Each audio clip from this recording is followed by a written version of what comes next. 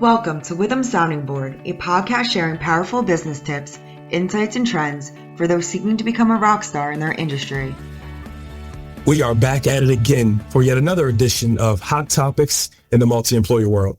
I'm your host, Aaron Slaughter, and today we are talking about everyone's favorite topic, cybersecurity and the DOL. And no way we could do a session on this without our subject matter expert, Julie Tracy. Julie, thanks for joining us today.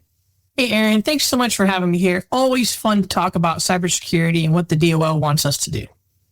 So I joke, but I'm serious when I say you are our subject matter expert guru, because I know that since we've been talking about cyber and the Department of Labor and just what they expect from benefit plans, you've done several sessions with the International Foundation of Employee Benefit Plans. You've done some one-off speaking sessions.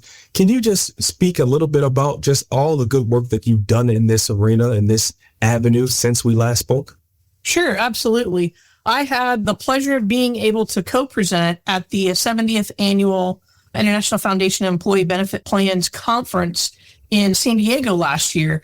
And my co-presenter was none other than the chief of the Criminal Investigative Unit for the DOL. So she is tasked, and her team are tasked with doing the DOL audits related to cybersecurity. Not only that, she is one of the 3 authors of the DOL Cybersecurity Best Practice Guidance. So what a tremendous opportunity to really sit and pick her brain as we planned for our session. And then even to have her as a resource and being able to call them up when I have questions and just say, hey, I'm a little confused on the interpretation of this aspect of the guidance. What would the DOL expect to see here? And so really having those kinds of resources in my back pocket has been huge for us. Yeah, I can only imagine. I know as an auditor, we try to forge strong relationships with people in just all of those spaces. We want to really be in that front line so that we can say that we're on the cutting edge and help advise our clients and anyone who's looking for us to help guide them. So that's great to hear.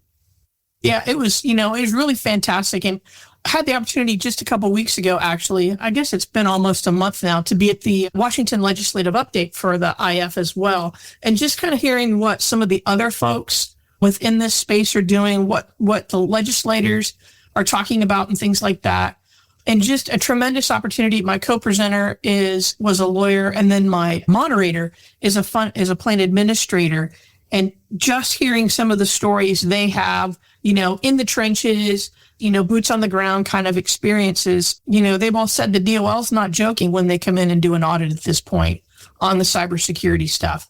They're really, really wanting to see the work papers related to your annual assessments. And they do mean annual. We're working on, second and third round with some of our folks, depending upon when we got started with them.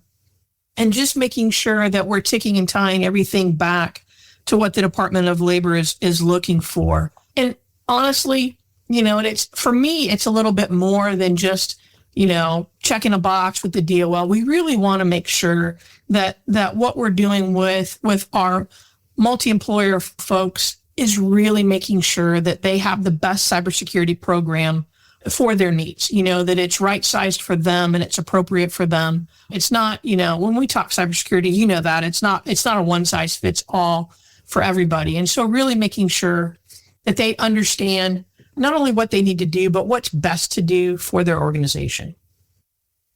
That's all great information. I think that's the perfect segue into my next question, which is, now that we've done this and we've been in this for a couple of years, can you speak at all to what the Department of Labor is expecting when they come in to do one of these investigations, or just what they're looking for, what they're hoping to see? Absolutely. They definitely want to see your work papers. I know when you guys do an audit, you produce, quality work papers.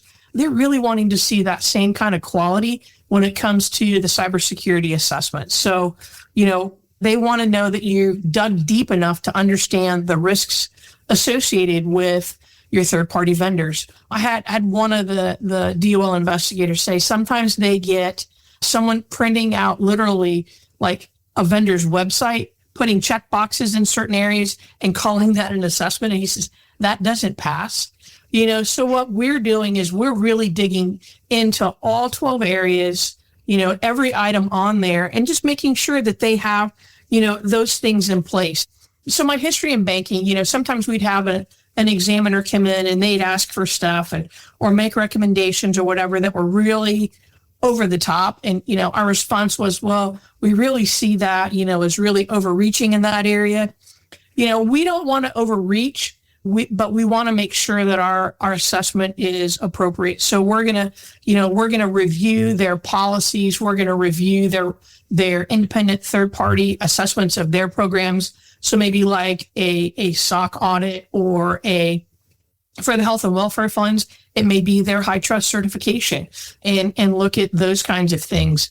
And then as we're going through our work papers, we're documenting where we found proof of that. So, they have a policy on encryption that says we will have encryption both at rest and in transit.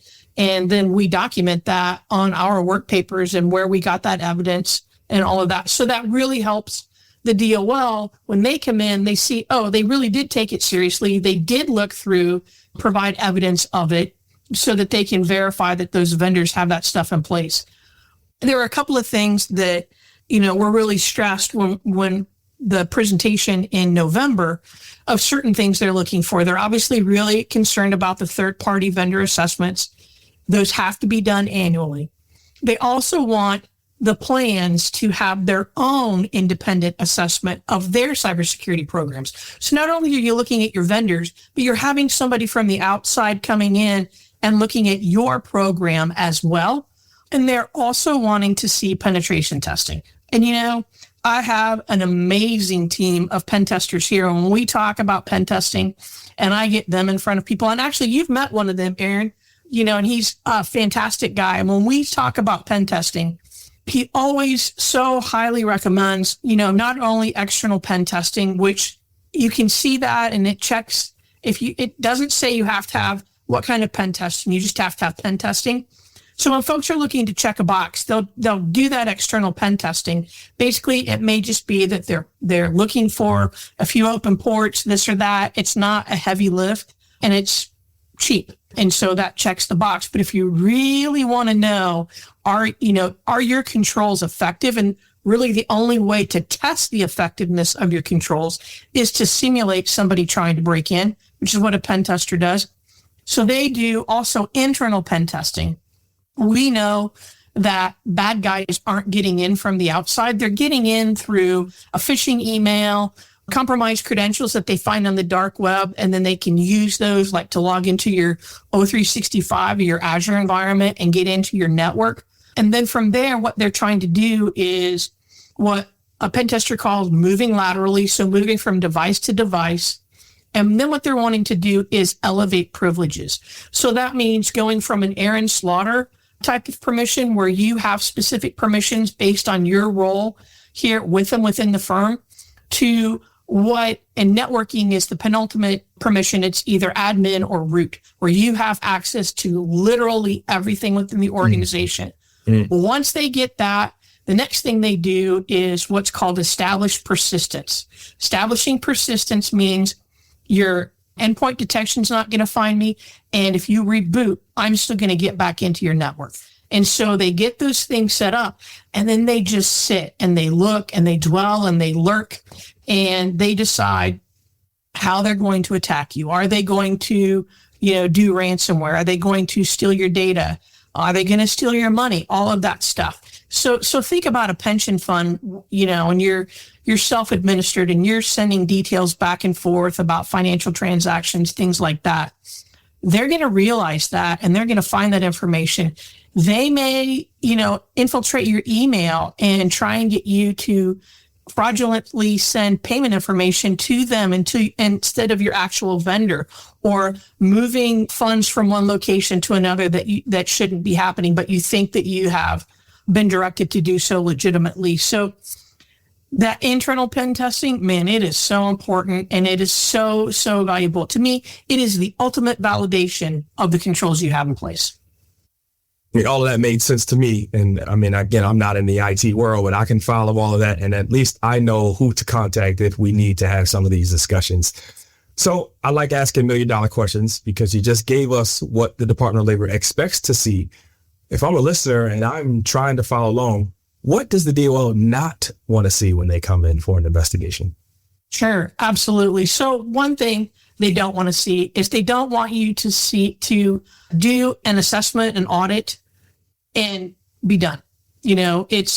I've done it. Here's all my findings. Here's everything. And I can just put it on a shelf. Dust it off in, 5 years when the DOL comes, and here it goes. So one, it's not a one and done. It's a year after year thing because the threat landscape changes. I did a presentation when I was in DC. My presentation was on the changing legislation. And one of the things we were talking about was HIPAA. HIPAA was released in 2003, and they have the HIPAA 2.0 came out in 2025. It's not law yet, but in 22 years, there were a couple minor things in between. 4 years, I pulled the numbers. In 4 years, there were 130,000 new vulnerabilities identified in 4 years. But it takes us 22 years to update legislation. So, we're not keeping up. So doing an assessment and then not doing anything on a regular basis, they don't want to see that.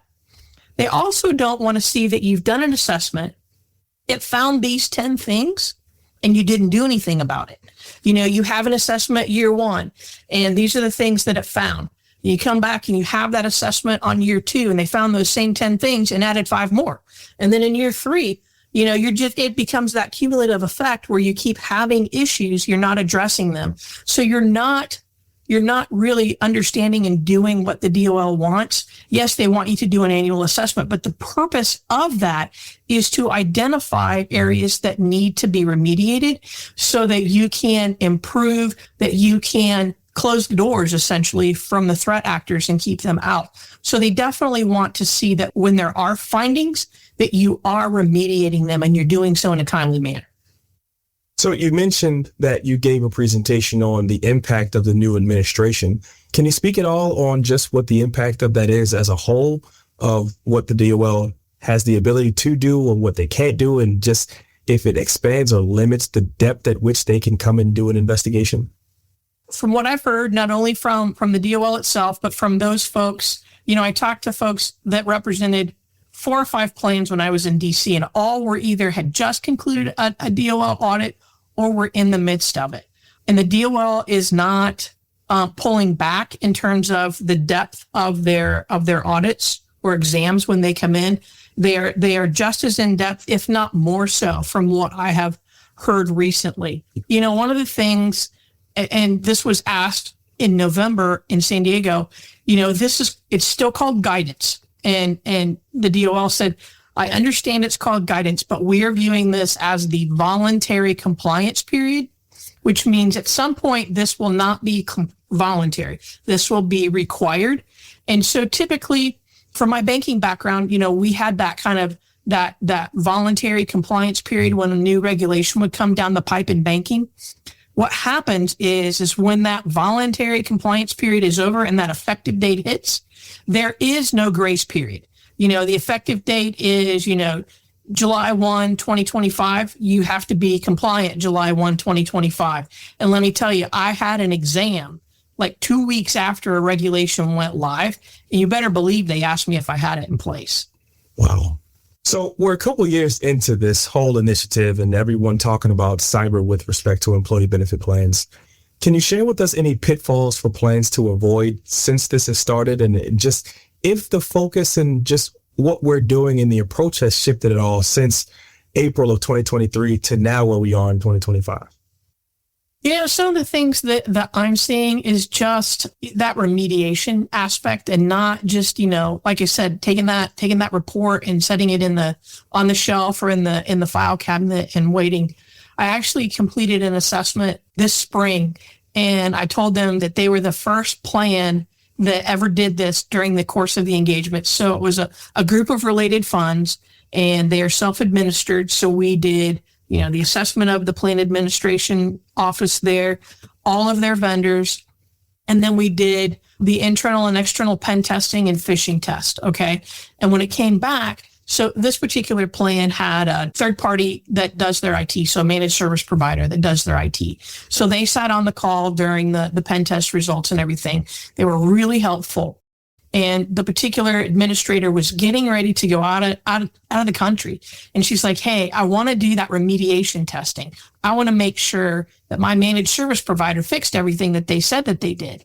And so we signed the engagement and came back in and did the testing to validate that everything they said they fixed was indeed fixed. And I told her, I said, you are the first plan that completed all of that before I could report to the trustees. And so, being able to report to the trustees that they closed the loop on everything, the entirety of, what they should do in a year. So, they should, when the DOL comes and they hand them all of their work papers related to that assessment, they should, be really proud of the efforts that they put forth on that. But, it's unfortunate that that's the exception instead of the norm. We really want to help folks understand that that's what it is. We're still running into some of these smaller vendors. Just finished up one with a smaller law firm, and another law firm had sent a questionnaire out, and it wasn't well aligned to what the DOL was asking for. So we sent our questionnaire out, and the response that we got from this law firm was, we're not changing anything just because of the DOL, and have a nice day. And it's like, you talk to these funds then and these plans, and you're like, do you really want to continue doing business with these folks? Is that who you want to trust your participant data or access to participant data with? Something that I learned at a conference many years ago when we were talking about just cybersecurity was you are only as strong as your weakest vendor. Absolutely. It really helped me put that into perspective. So, well, and even on the audit side with you guys, a lot of times one of the things that I see, and Witham is so strong in this area because we have such a huge presence and focus there, is your guys' ability to do this and recognize all of the nuances and stuff on the audit side, the payroll audits, the financial audits, all of that, and the skill set that we can bring to the table versus, a really small, 3-person shop that they do 1 or 2 of these a year. Aaron and I are so lucky to be able to attend a lot of these conferences within the multi-employer space. And a lot of times we have the opportunity to speak on these areas in which we're subject matter experts. If you see us there, come up, say hello, ask a question. We're more than happy to talk, and answer any questions you may have, or just get to know us better. We love working in this space. I couldn't have said that any better. Well, for all the listeners out there, you could have been anywhere in the world, but you're here with us, and we appreciate that. See you next time for more hot topics in the multi-employer world. And thanks to Julie for joining us today. Thanks for joining us. Be sure to subscribe to our podcast so you'll be first in line to hear what's coming next. Don't want to wait for our next episode? Check us out at witham.com. That's WITHUM.com.